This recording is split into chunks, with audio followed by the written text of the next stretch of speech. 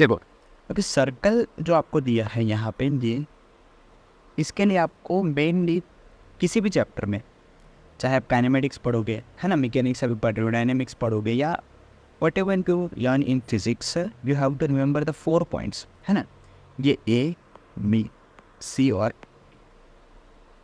ठीक है। क्यों ये 4 पॉइंट इंपॉर्टेंट है? क्योंकि ये जो है अपनी, जो अपन ने बाय डिफ़ॉल्ट जो एक्स और वाई एक्सिस सेट की है उस पे लाइन होते हैं।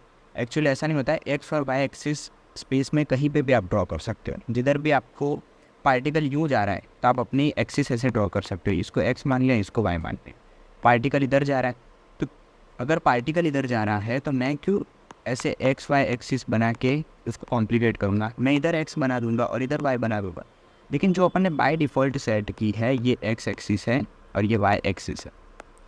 इन दो एक्सिस पे ये पॉइंट आते हैं 4, ए, बी, सी और डी। इसके लिए ये दोनों पॉइंट अपने के लिए इम्पोर्टेंट हो जाते हैं। और ज़्यादातर ये क्या पूछता है? ज़्यादातर ये आपको पूछता है इन चारों पॉइंट के लिए डिस्टेंस कितना हुआ, डिस्प्लेसमेंट कितना हुआ, या आप जब भी प्रोजेक्टाइल मोशन पढ़ोगे या जब टेंशन पढ़ोगे तब आपको पता चलेगा कि यहाँ पे ये जो है फोर्स पूछता है या वेलोसिटी पूछता है, ये सब पूछता है। तो 4 पॉइंट इंपॉर्टेंट है। 4 पॉइंट के लिए आपको सबसे पहले क्या पता होना चाहिए? मान लो ये जो आपने पॉइंट ड्रॉ किए थे, है ना, इसकी यहाँ से यहाँ तक की रेडियस अगर मैं बोलूँ आर है तो ये भी आर ही होगी। इतना समझ में आया? जब पूरा सर्कल ये कंप्लीट करता है तो ये 2 पाई आर चक्कर काटता है पूरा सर्कल, मतलब कंप्लीट सर्कल।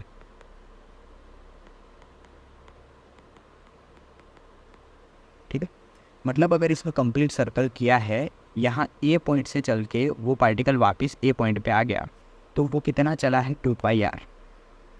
अच्छा, अगर हाफ चला है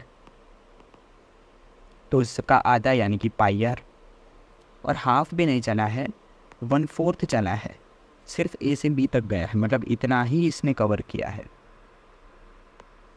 तो वो कितना होगा? पाई आर बाय।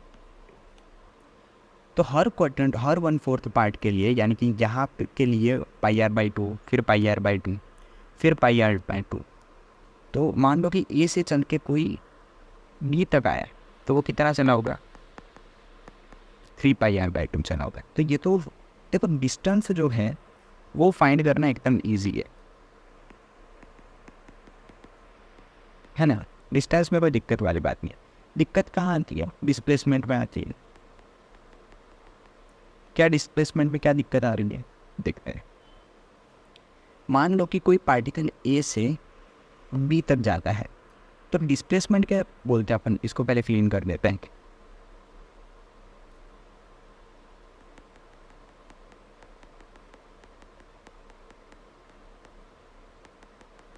डिस्प्लेसमेंट का बेसिक मतलब क्या होता है कि द मिनिमम डिस्टेंस बिटवीन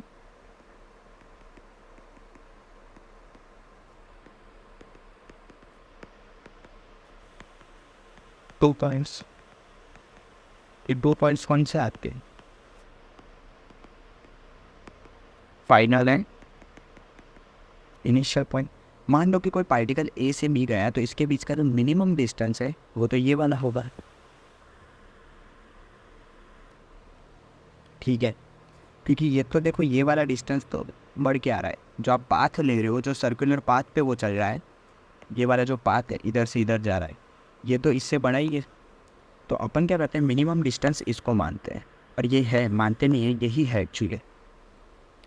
तो देखो, ए से बी के लिए तो ये आराम से अपन फाइंड कर सकते हैं कि इसका डिस्प्लेसमेंट कितना होगा।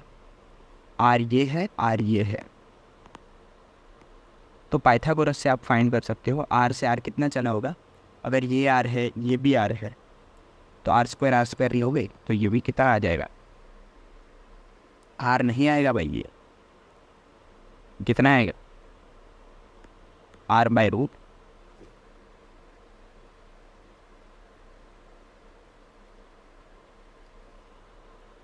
या √2r, है ना, √2r आएगा इसका। पाइथागोरस से सॉल्व करेंगे। सेम अगर ये सी पे आया तो मिनिमम डिस्टेंस ये होगा,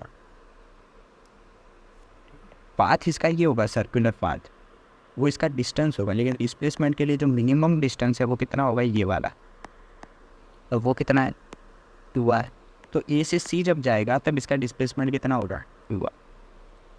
बी के लिए वापस ये वाला हो जाएगा मिनिमम, चाहे ये पूरा घूम के आ रहा है लेकिन मिनिमम तो क्या है, यही है। तो डिस्प्लेसमेंट इसका फिर से कितना हो जाएगा, √2r हो जाएगा। ठीक है, यही जो है नेक्स्ट क्वेश्चन में है, लेकिन इसके लिए इम्पोर्टेंट चीज़ क्या थी वो समझनी है आपको। देखो इम्पोर्टेंट चीज़ ये है इसके लिए कि ये तो क्या था 90 डिग्री के लिए था, तो आपने पाइथागोरस लगा दिया। मान लो कि इसने कहीं पे बी पॉइंट यहीं पे दे दिया है और यहाँ पे थीटा कुछ एंगल चला है, थीटा चला है मान लो कि 37 डिग्री चला है, तो आप ये आर्क कैसे फाइंड करते हैं, तो इसके लिए अपन लिखते हैं theta is equal to arc find radius. तो आपको आर्क फाइंड करना है, arc is equal to theta into radius कर दोगे। थीटा आपको किस में पता होना चाहिए, रेडियन में पता होना चाहिए, तो आपका काम आसान हो जाएगा। एक और इसकी ट्रिक है जिसके लिए अपन यूज़ करते हैं वेक्टर सब्ट्रैक्शन और द एडिशन। उसके अंदर भी अपन ने देखा था कि भाई अगर आप यहाँ पे कोई थीटा एंगल है, मान लो कि ये कोई थीटा एंगल पे आपको इसके रिजल्टेंट फाइंड करना है, ये है तो क्या एक तरीके का रिजल्टेंट ही है। हाँ ये तो आपको डिस्टेंस मिलेगा, आर्क से आपको क्या मिलेगा, थीटा इंटू रेडियस जो भी करते हो उससे आपको डिस्टेंस मिलेगा। डिस्प्लेसमेंट तो फिर भी आपको नहीं मिल पाएगा। मान लो कि मैं यहाँ पे कोई पॉइंट बना दे रहा हूँ तरीके, ये मैंने क्यू पॉइंट इधर बना लिए, नहीं ये अपन आगे देखेंगे फिर से, लेकिन अभी के लिए मैं बता रहा हूँ। तो ये इसका मिनिमम डिस्टेंस हुआ, ये जो अंदर बनाई है मैंने लाइन, ये इसके बीच का मिनिमम डिस्टेंस हुआ जो आर्क से अलग है। देखो आर्क इधर है और ये इधर है, स्ट्रेट लाइन जा रही है। तो इसके लिए आपको वेक्टर सब्ट्रैक्शन और एडिशन में एक देखते हैं अपन, इसका यूज़ करना पड़ेगा जो अपन आगे देखेंगे। अभी के लिए आप 4 पॉइंट के लिए याद रखो, और उसके लिए क्वेश्चन भी है, वो क्वेश्चन अपन देख लेते हैं। क्वेश्चन क्या है समझते हैं। क्वेश्चन एकदम सिंपल है कि पार्टिकल ए से मूव कर रहा है, ठीक है, रेडियस आर दी है आपको, कोई दिक्कत वाली बात नहीं है। आपको हर पॉइंट के लिए डिस्टेंस और डिस्प्लेसमेंट फाइंड करना है, तो अपन फाइंड कर देते हैं, इसमें अपने को कोई दिक्कत वाली बात नहीं है। मान लो कि सबसे पहले पार्टिकल ए से बी जा रहा है, तो मैंने बताया था ए से अगर बी जाता है तो ये कितना चलता है पाथ के,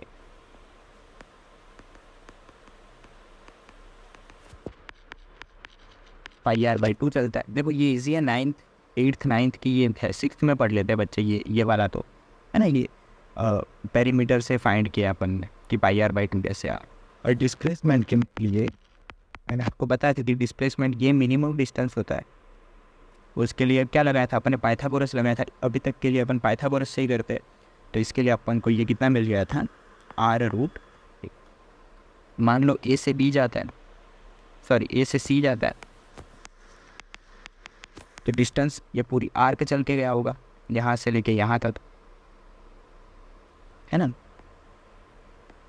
किधर से किधर तक गया होगा, ये यहाँ से लेके यहाँ पूरी आर्क तक गया होगा।